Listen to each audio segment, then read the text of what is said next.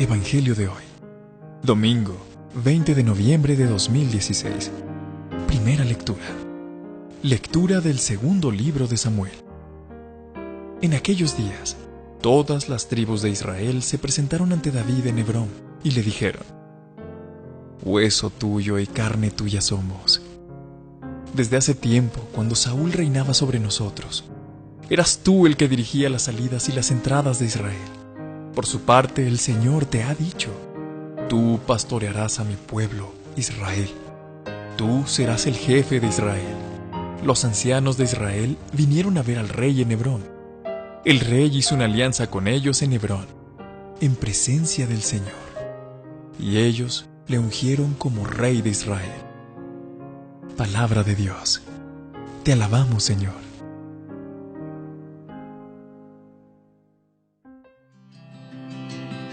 Salmo responsorial.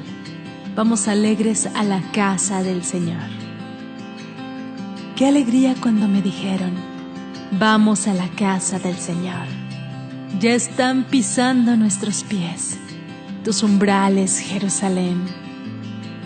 Vamos alegres a la casa del Señor. Allá suben las tribus del Señor, según las costumbres de Israel, a celebrar el nombre del Señor. En ella están los tribunales de justicia, en el palacio de David. Vamos alegres a la casa del Señor.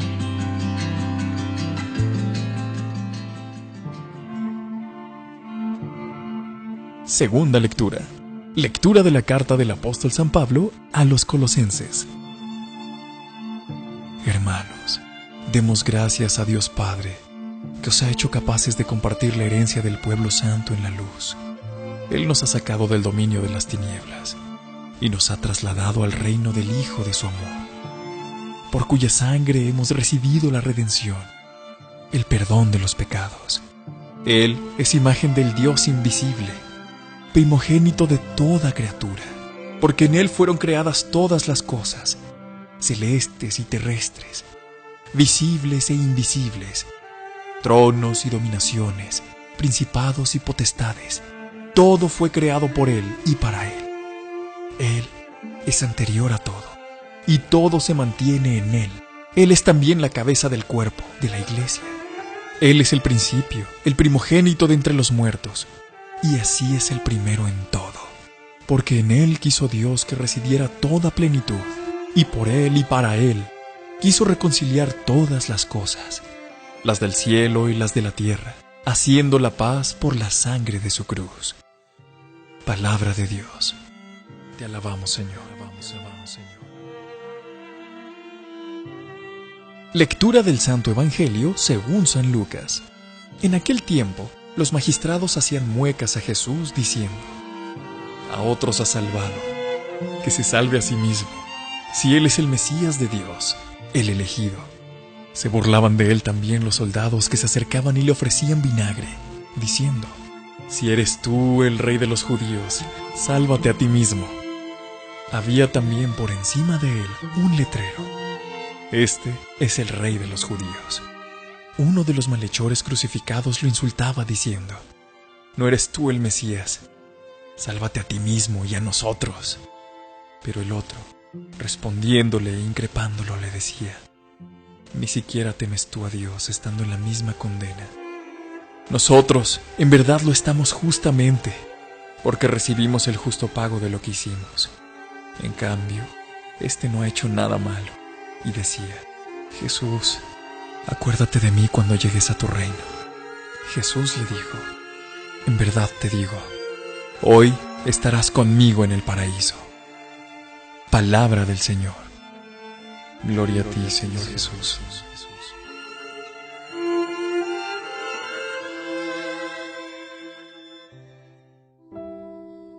Queridos hermanos y hermanas de Oraciones en Video, las lecturas de hoy mencionan el reino de Dios, el reino de Jesucristo.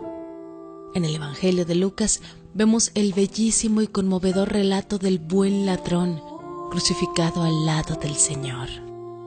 Vemos a Dimas mostrar y declarar su fe en que aquel que está crucificado al lado es nada menos que el Rey del universo, mientras el delincuente que está del otro lado piensa y dice todo lo contrario. Observemos entonces cómo las gracias divinas son suficientes para cada uno, pero veamos también cómo las respuestas de los seres humanos pueden ser diametralmente opuestas. Dimas, el buen ladrón, reconoce como Dios y como Rey a Cristo. Pero hay que notar que Dimas no ve a un Cristo en la transfiguración mostrando su divinidad, ni ve a un Cristo resucitado mostrando su poder infinito, sino que está al lado de un Cristo fracasado, humillado, moribundo, en la misma situación que él. ¡Qué fe más grande! Y esa fe grande lo lleva al arrepentimiento verdadero. Es un arrepentimiento perfecto por el que reconoce sus crímenes, y en esta acción se atreve a pedirle un tanto temeroso: Señor, cuando llegues a tu reino, acuérdate de mí.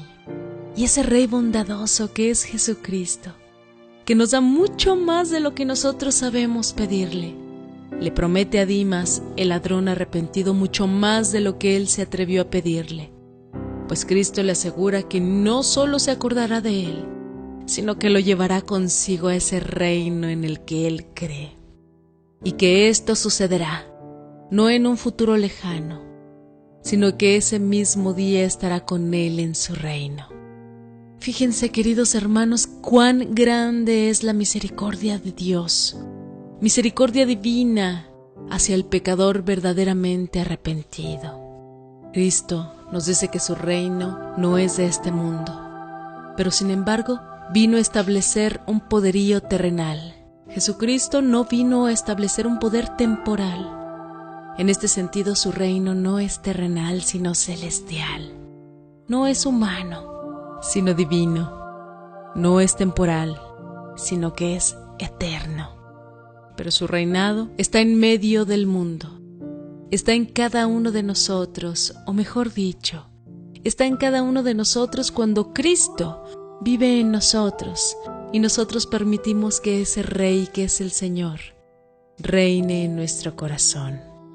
En la primera lectura nos trae la misma situación que ya sabemos sobre el reinado de Cristo. Está en el mundo, pero no es de este mundo. El hecho que nos narra este trozo del libro de Samuel se refiere a un gran día para el rey David y muy importante para el pueblo de Israel. Las tribus del norte lo reconocen como rey legítimo. Antes de este día, el reino de Israel estaba dividido y David solo gobernaba la tribu de Judá. Sucedió que después de la muerte del primer rey de Israel, Saúl, las tribus del norte habían reconocido como rey a uno distinto a David. Ese rey, aunque era hijo de Saúl, no había sido escogido por Dios como rey. Se llamaba Isbaal y fue asesinado por algunos de sus mismos guerreros. Así que después de su muerte y de unos 7 años de guerra civil, finalmente reconocen también los del norte a David como rey y se unifica todo el país. David también conquista a Jerusalén, pues este distrito estaba en manos de los cananeos y como quedaba en el centro, separaba a las tribus del norte de las del sur. Jerusalén entonces pasaba a ser capital de este reino, ahora unido totalmente. Y desde ese momento, Dios designa esa ciudad para ser el símbolo de su presencia entre los hombres. Jerusalén pasará luego de Cristo a ser imagen de la iglesia por él fundada.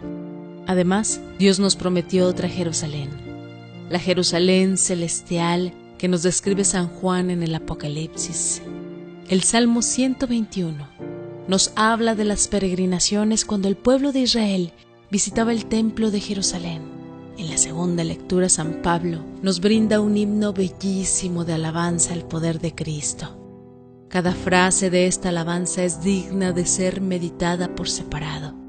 Los colosenses habían comenzado a flaquear en su fe pensando que Cristo no era suficiente, que había que complementarlo con otras creencias. Habían comenzado a agregar a su fe en Cristo erróneas y ocultas teorías. Estas doctrinas secretas pretendían ofrecer la manera de ser guiados a un estado superior para llegar a un reino de luz.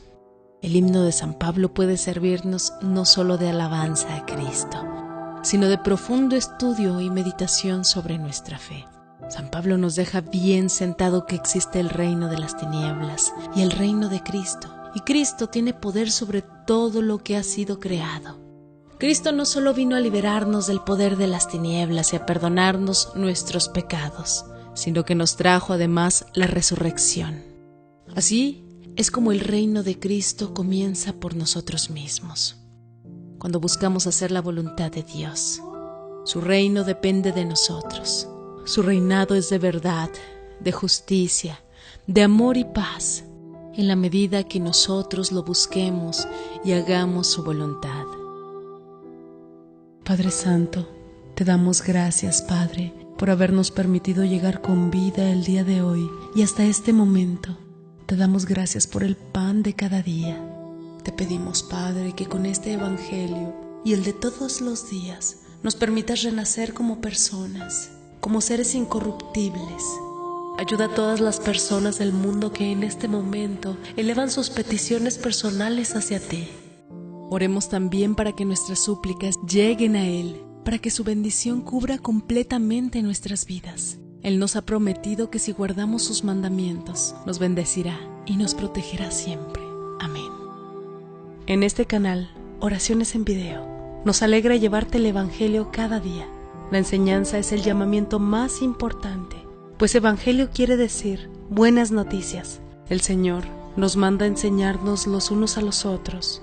Queremos seguir contando contigo. Te invitamos a suscribirte a nuestro canal y a compartir este video para que la palabra y las oraciones de Dios sigan llegando a muchos más hogares.